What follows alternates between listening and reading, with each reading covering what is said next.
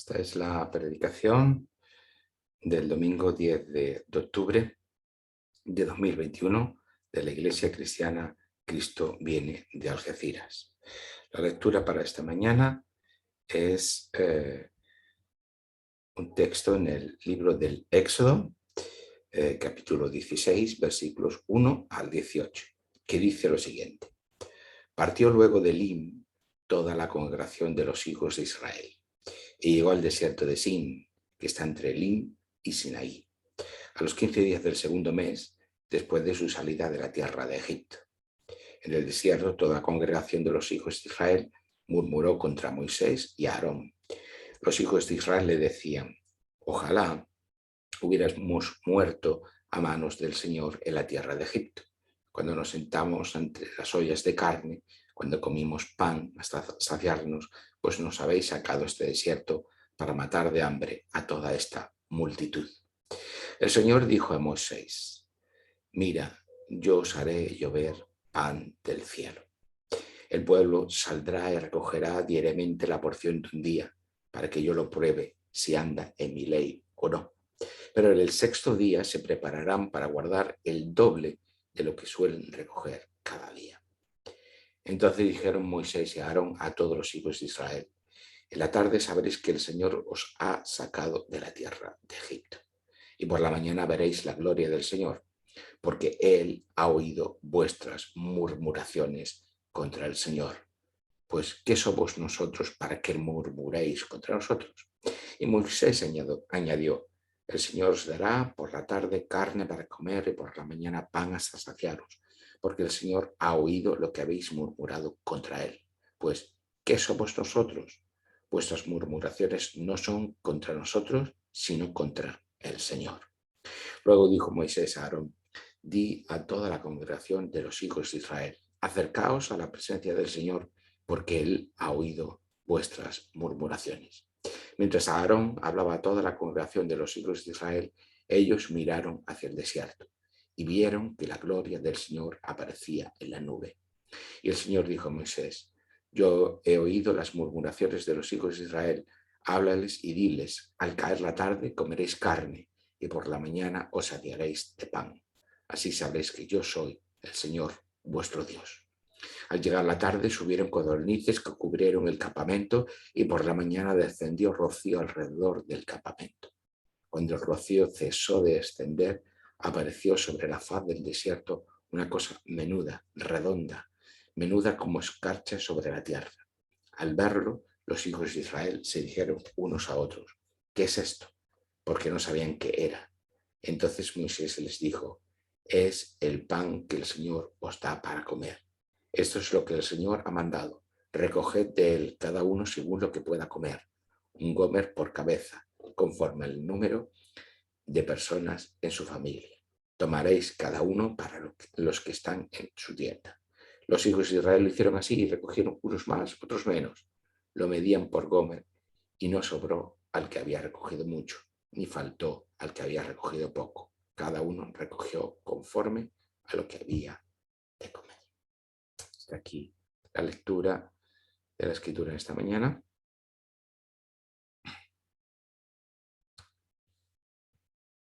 Nos encontramos ahora en Éxodo 16. Lo que hemos dejado atrás han sido las 10 plagas en Egipto, la Pascua con la salida del éxodo de Egipto y el cruce del Mar Rojo y la liberación de la esclavitud de Israel como un todo. Ahora es el momento de ponernos en marcha. Sin embargo, lo que queda por delante no es una plácida travesía, sino lo que el pueblo se dispone a cruzar es el desierto, camino del Sinaí y de la tierra prometida.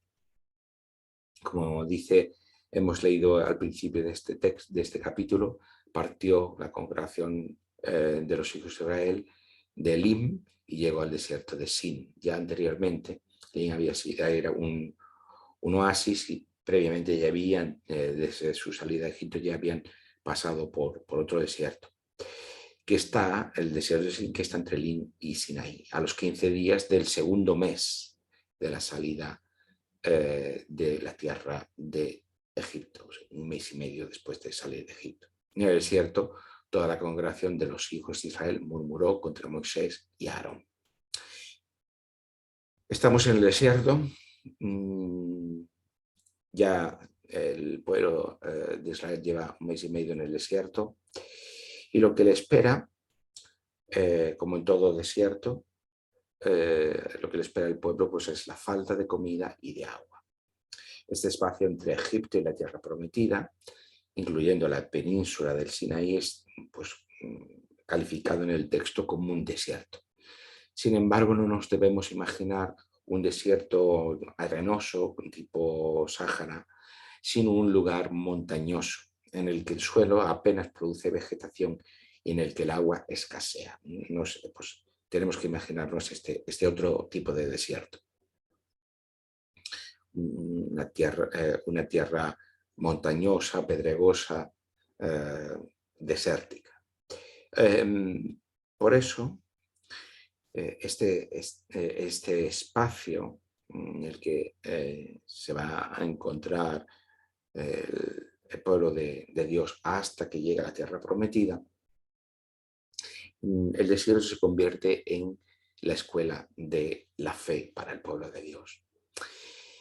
Al igual que antes ocurre con Abraham, con Isaac y con Jacob, ahora el pueblo de Israel debe aprender a ejercitar la fe que confía en las promesas y el cuidado del Señor. El desierto se va a convertir en esa escuela de la fe para el pueblo de Israel que está llamado por Dios a cumplir con una misión, como vamos a ver a continuación.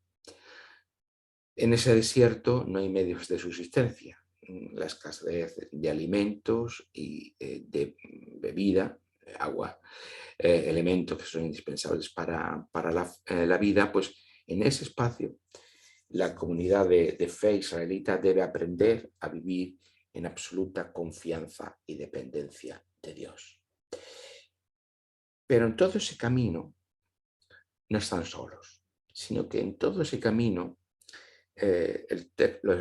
la narrativa, el texto nos va haciendo referencia constantemente a que están acompañados por la presencia de Dios. El desierto, por tanto, fue tan importante para la escuela de la fe de Israel que 3 de sus grandes celebraciones tienen que ver o están en relación con el desierto. La Pascua, que es la salida de Egipto, y el abandono de la civilización para incorporarse, salir al desierto. Pentecostés, que es la donación de la ley, se celebra la donación de la ley en el Sinaí. En el Sinaí, pues estamos en este entorno desértico, y la fiesta de los tabernáculos, que se celebra el peregrinaje del pueblo de Israel en ese desierto. Por lo tanto, estas 3 grandes celebraciones judías tienen que ver precisamente de una forma o de otra con este espacio del desierto. El pueblo de Israel ha sido liberado por Dios para que cumpla con una misión: convertirse en un pueblo que adore a Dios y que sea portador de su propósito de salvación, y que por tanto que viva en coherencia con las promesas recibidas. Esta vocación de adoración a Dios, de fidelidad a Dios, de fe y confianza en Dios, no es algo que se da en abstracto, no es una vocación pues, que se convierta en una finalidad en sí misma, sino que es el medio por el cual, como ya recordamos desde el principio, Dios cumple su propósito de salvación para toda su creación, y que por lo tanto es la manera en que pone orden en su creación, acabando con el mal, con el pecado y con la muerte y con los poderes del mundo. Para cumplir con ese propósito de salvación, el pueblo de Israel Y para poder cumplir con esa vocación que ha recibido de Dios, de adoración, de adorarle a Él, de fidelidad a Él y de confianza y dependencia de Él, para auxilio de eso va a recibir la ley, que es lo que viene a continuación en la narrativa de la Biblia, y además no solamente va a recibir la ley, va a recibir los 10 mandamientos en el contexto del Sinaí y otras leyes, sino que va a recibir las instrucciones para construir un tabernáculo que después se convertirá, un tabernáculo que será móvil para tus tiempos de peregrinaje y que finalmente acabará construyéndose un templo. Pues la ley y el templo es una manera que permita asegurar, vamos a decirlo de esa manera, la presencia de Dios entre su pueblo. Ahora, en este tiempo de peregrinaje, la presencia de Dios es constante, pero una vez que se construye el tabernáculo, es en ese tabernáculo donde se focalizará la presencia de Dios con su pueblo. Claro, como ya decíamos desde el Génesis, que el mundo sea mundano, es decir, que no sea divino, por ser creación de Dios, supone que la presencia de Dios en el mundo de alguna forma no está garantizada. En el mundo está el poder del mal, el poder del pecado, que Dios derrota y que Dios vence poniendo orden en su creación.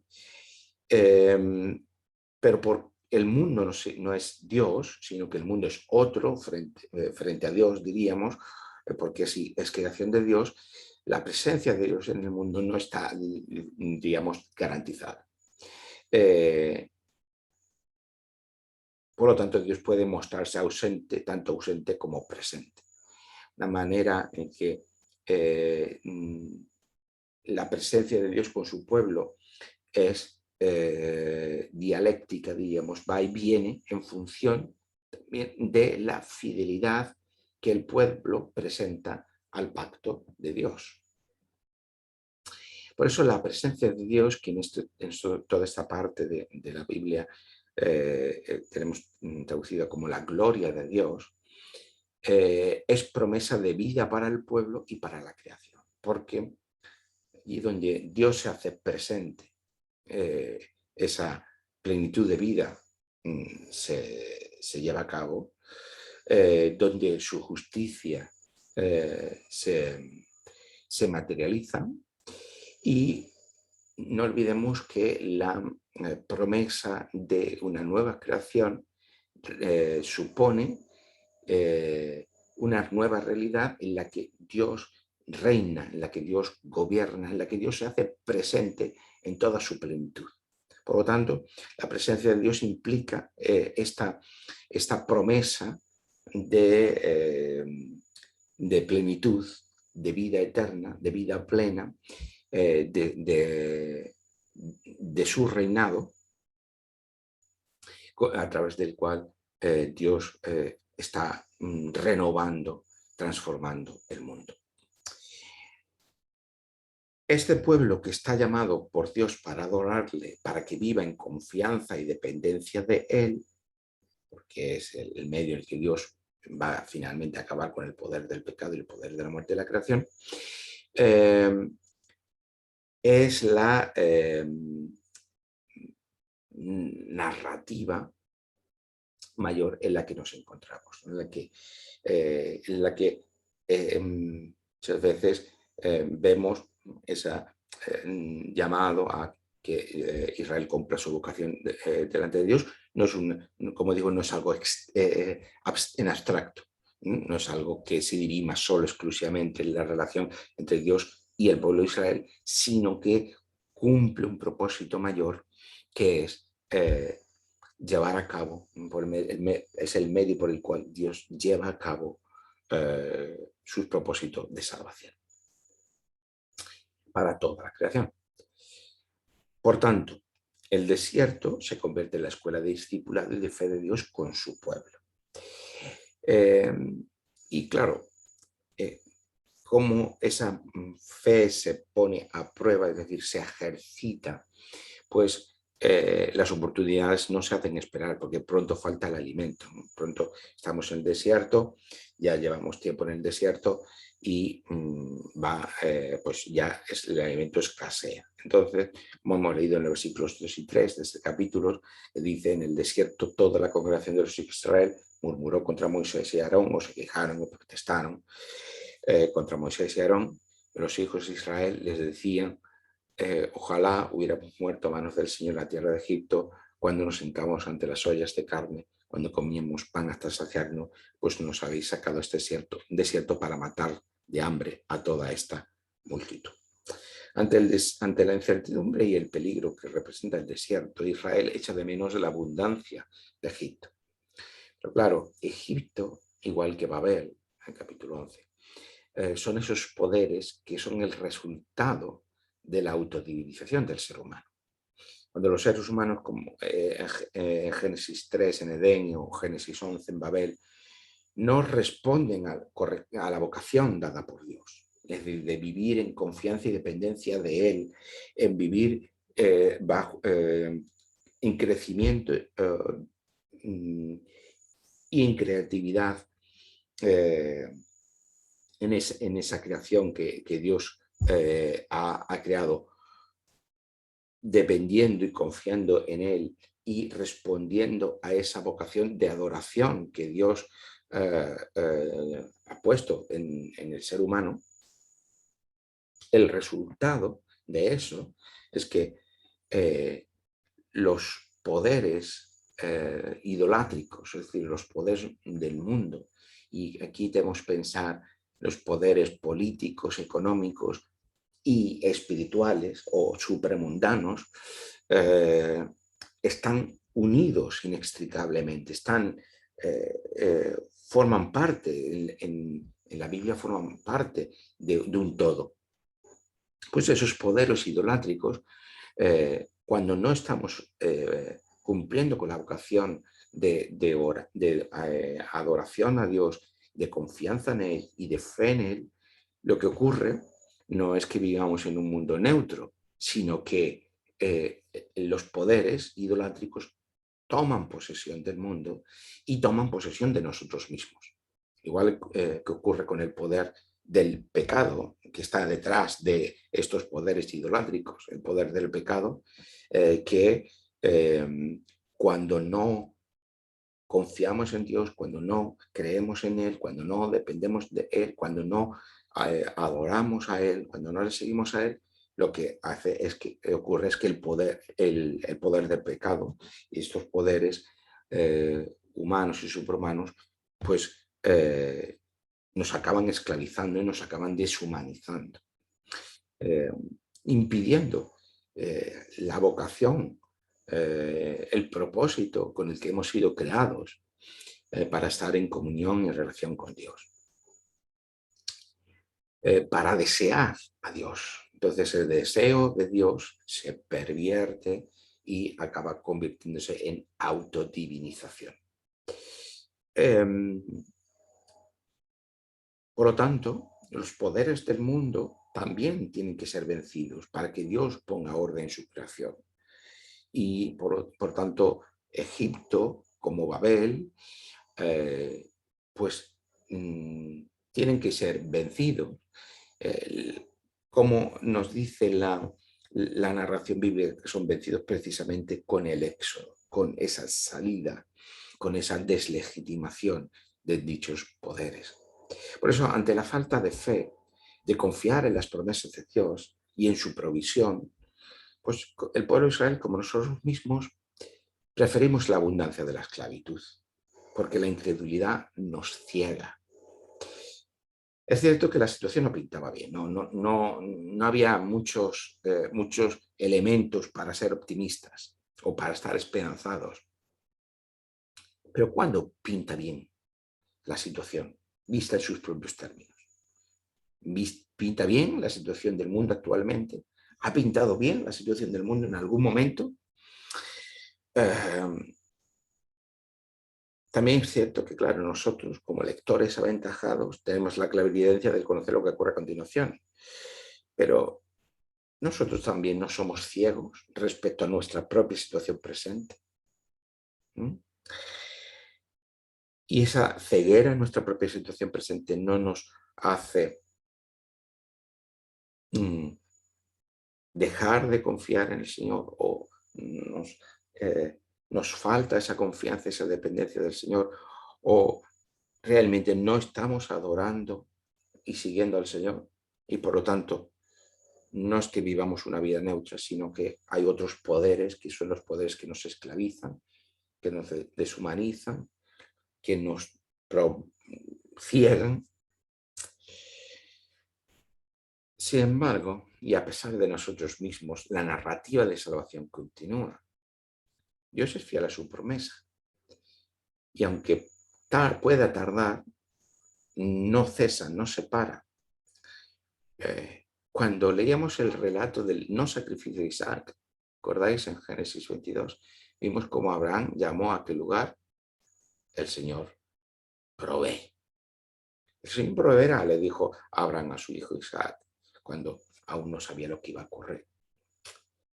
Cuando hablábamos, también leíamos respecto a Jacob, también aprendimos, Génesis 28, que el Señor es fiel a su promesa. Yo estoy contigo, te protegeré a donde quiera que vayas y te traeré de vuelta a esta tierra porque no te abandonaré hasta que haya cumplido lo que te he prometido. Todas esas palabras, todas estas promesas no se forjaron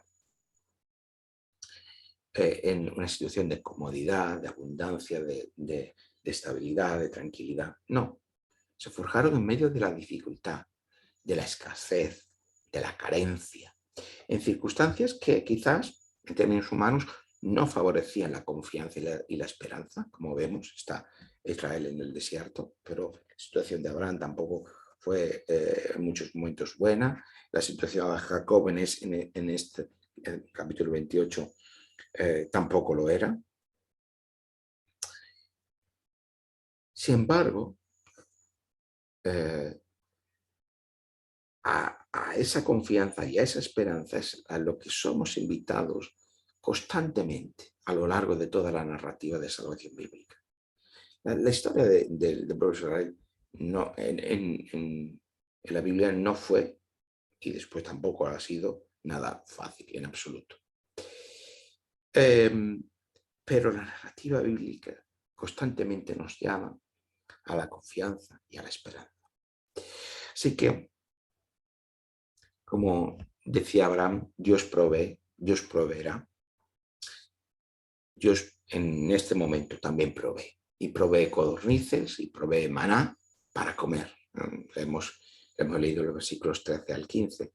Efectivamente, al llegar la tarde, descendieron codornices en tal cantidad que cubrieron el campamento. Y por la mañana había una capa de rocío alrededor del campamento. Cuando se disipó el rocío, había sobre el suelo del desierto una cosa menuda y granulada, algo parecido a la escarcha. Al verlo, los israelitas se preguntaban unos a otros, ¿manjú? Es decir, ¿qué es esto? Pues no sabían lo que era. Y Moisés le dijo, este es el pan que el Señor os da como alimento. El maná en realidad es la expresión hebrea manjú, que quiere decir, ¿qué es esto? Era una especie de semilla parecida al cilantro o al culantro, que tiene un sabor a miel, se nos dice, y con la que se hacían unas tortitas, una especie de tortitas, ¿no? Lo tenéis en el versículo 31 del capítulo 16. Además, aparte de proveer comida, en 2 ocasiones Dios provee agua en aquel desierto. En Mara, antes, en el capítulo 15, versículo 25, y en el Horeb, en el capítulo 17, versículo 6. En todas estas situaciones siempre se dilucida la misma pregunta, la que tenemos en el capítulo 17 de Éxodo, versículo 7. ¿Está pues el Señor entre nosotros o no? Realmente, esa presencia de Dios que va y viene, ¿Dios se muestra como ausente o como presente? ¿Está Dios, el Señor entre nosotros o no? Esta es la pregunta que nos va a acompañar muchos momentos de la narrativa bíblica. De momento, en lo que vamos a ir viendo la iremos viendo más adelante, pero de momento la respuesta no puede ser otra que una respuesta de la fe, esa fe que confía, que es el equilibrio entre dos extremos, como vemos aquí en este relato. Un extremo sería el querer acaparar y otro extremo es en recibir de menos, en recoger de menos las bendiciones de Dios. Había en el pueblo de Israel quien intentó ser previsor y recoger maná de más que el que podía consumir en un día. Tenía que coger el equivalente a 2 litros, 2 kilos de aquella semilla para cada persona, que era por aproximadamente lo que podían consumir en un día. Hubo quien intentó recoger de más, se previsó, y el resultado fue que el día siguiente pues estaba podrido, se podría y ya no se podía comer. Lo vemos en el versículo 20, no lo hemos leído en el versículo 20. Y otros, en cambio, habían recogido de menos y que el día de descanso que tenían, que no podían recoger, pues habían recogido solo para ese día, pero el sexto día debían recoger el doble, pero no habían recogido y lo tenían que cocer.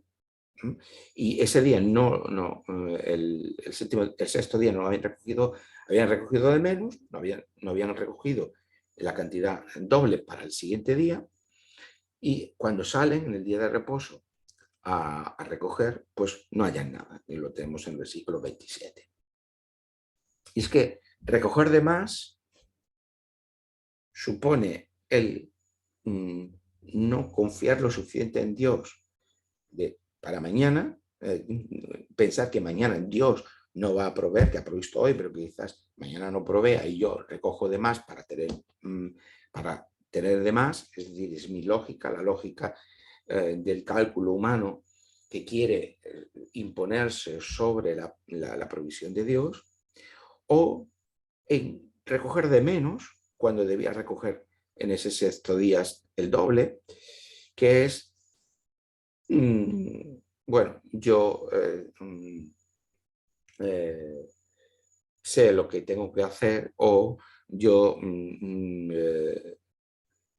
tengo las bendiciones de Dios ahora, pero no soy capaz de recibirlas, ¿no?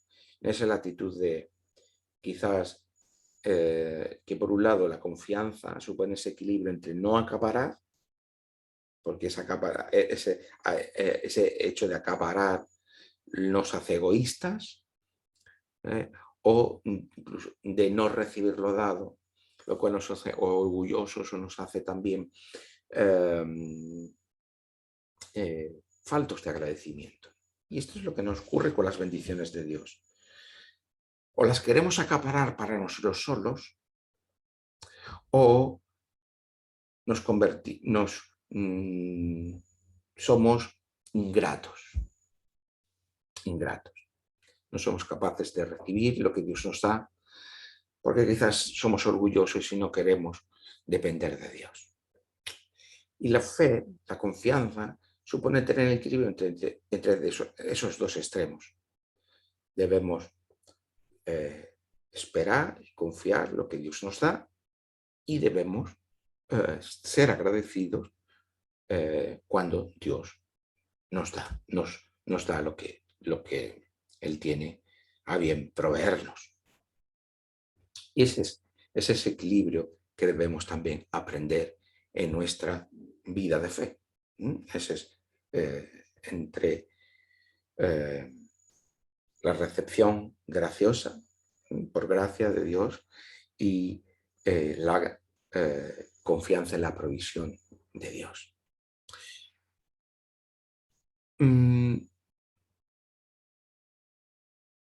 Por lo tanto, tenemos al pueblo en el desierto que recibe la provisión de Dios y el que debe ir aprendiendo a confiar en Él. Es decir, es esa escuela de la fe.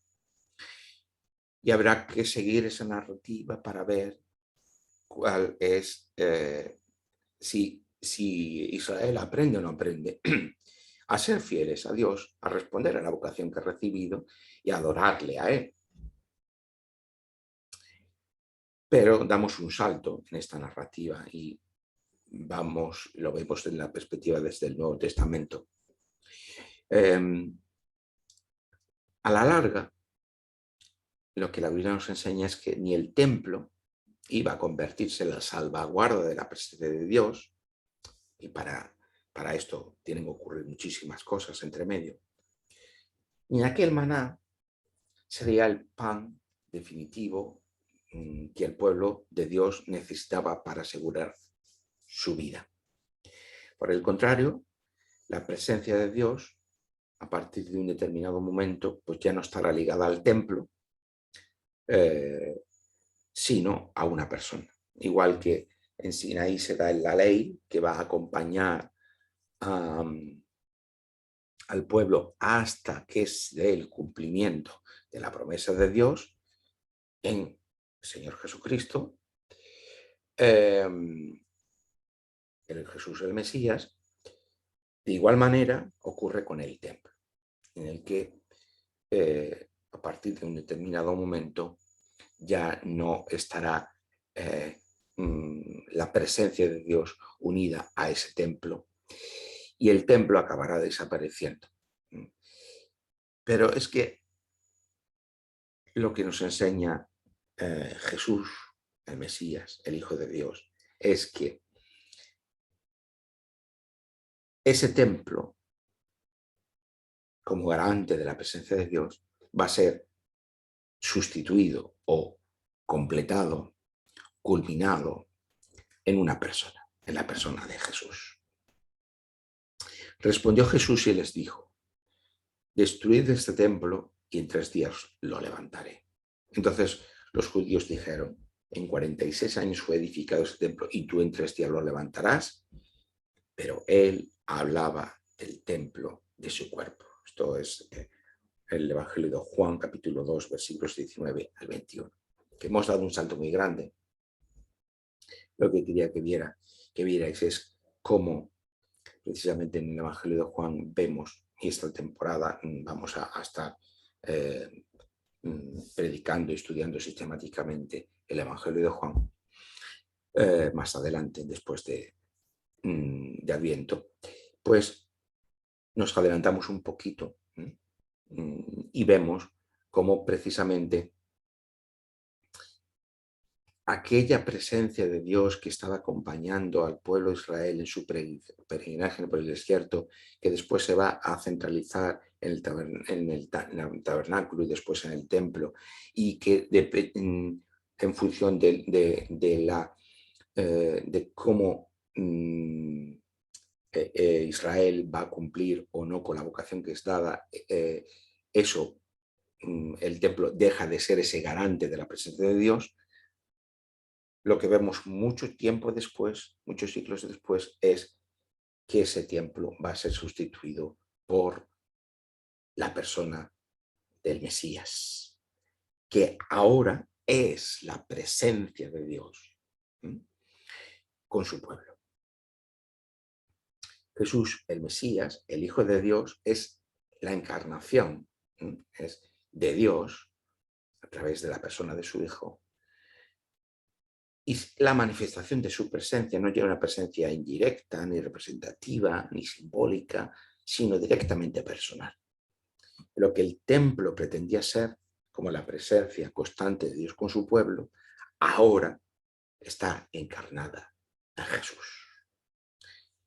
Entonces le dijeron: ¿qué señal pues haces tú para que veamos y te creamos? ¿Qué obras haces?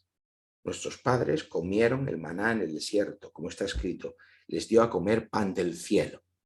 Y Jesús les dijo: de cierto os digo, Moisés nos dio el pan del cielo, pero mi Padre os da el verdadero pan del cielo, porque el pan de Dios es aquel que descendió del cielo y da vida al mundo. Le dijeron: Señor, danos siempre este pan.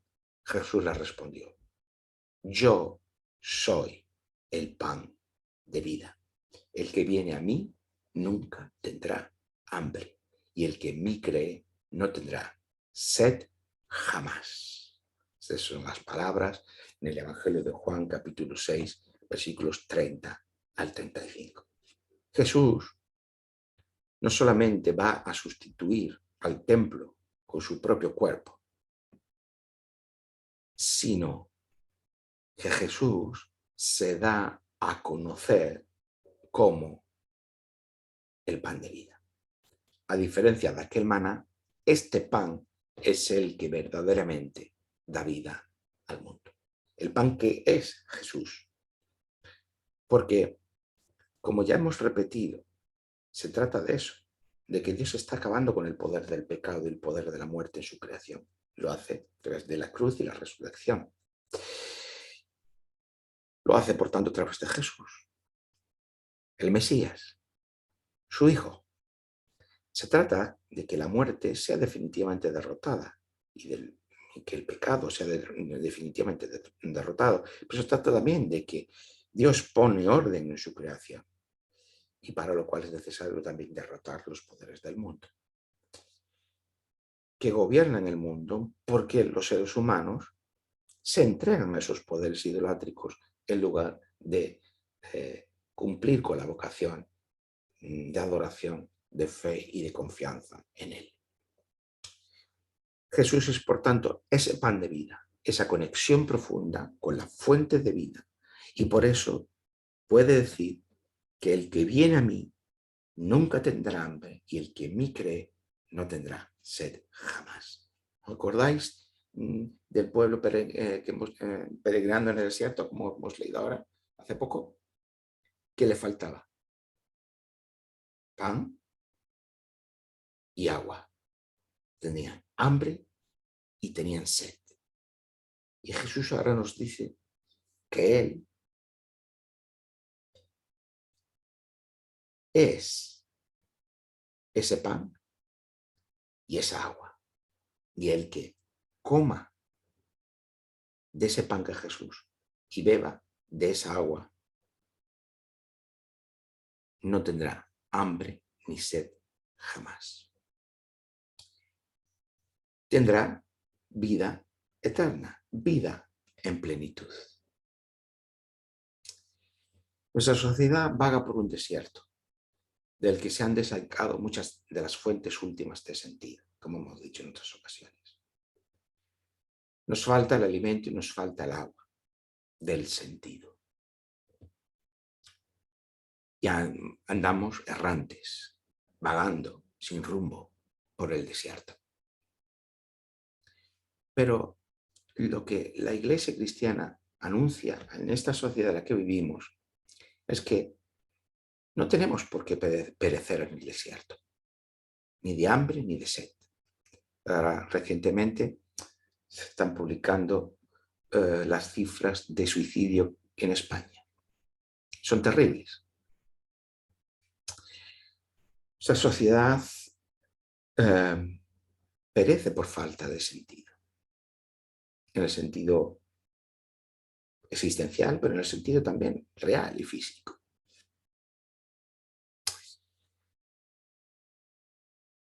No tenemos por qué perecer de hambre ni de sed. Tenemos a nuestra disposición la presencia de Dios en Cristo, el que nos invita a que creamos en Él, para así tener vida eterna. Es decir, una vida en verdadera plenitud, dentro de una nueva creación y bajo el reinado de Dios. Esto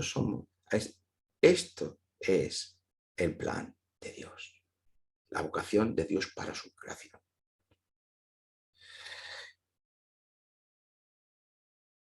Pero igual que el pueblo de Israel tuvo que aprender la fe en el desierto, la confianza, la dependencia del Señor en el desierto, nos toca también a nosotros, en nuestro propio desierto, entregarnos en la fe y la confianza al Señor. Dios provee, Dios proveerá, Dios siempre provee. No tenemos por qué perecer de hambre, ni de sed, tampoco de falta de sentido. Que el Señor nos ayude a responder a su llamada, a responder a su vocación con una actitud de fidelidad, de confianza y de fe. Que el Señor nos ayude. Amén.